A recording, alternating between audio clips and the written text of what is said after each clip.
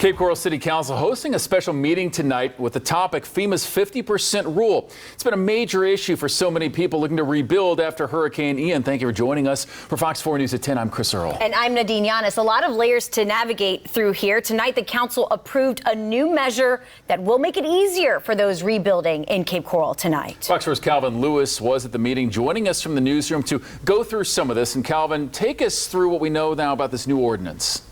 Well, Chris, Nadine, city leaders were concerned the 50% rule would make it harder for Cape Coral to rebuild. With the passing of tonight's ordinance, some are now breathing a sigh of relief.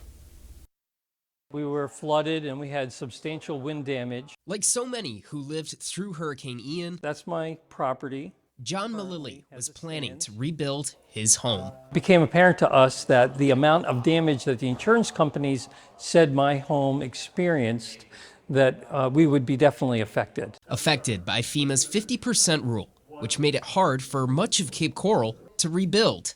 That was until tonight. With this ordinance and the removal of the 5-year threshold, all we do now to calculate that 50% threshold, which is a FEMA rule, is just hurricane damage. Before tonight, the 50% rule would require any home that suffered more than 50% damage by market value to be rebuilt using modern and more costly building codes. A rule that would also require people to count the cost of upgrades, like a recently added roof. But not anymore, thanks to a new ordinance. This really affects those people who may be, say, 55% damage.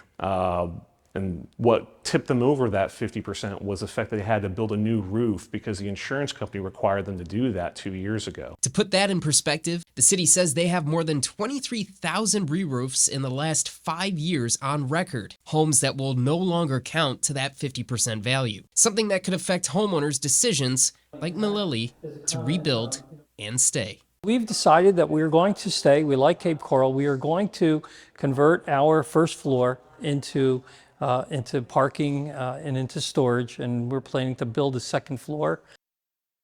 And City Council says this ordinance may be something they revisit again down the road, but at least for now, residents now have a clear direction on how to make those major repairs to their homes. In the newsroom, Calvin Lewis, Fox 4.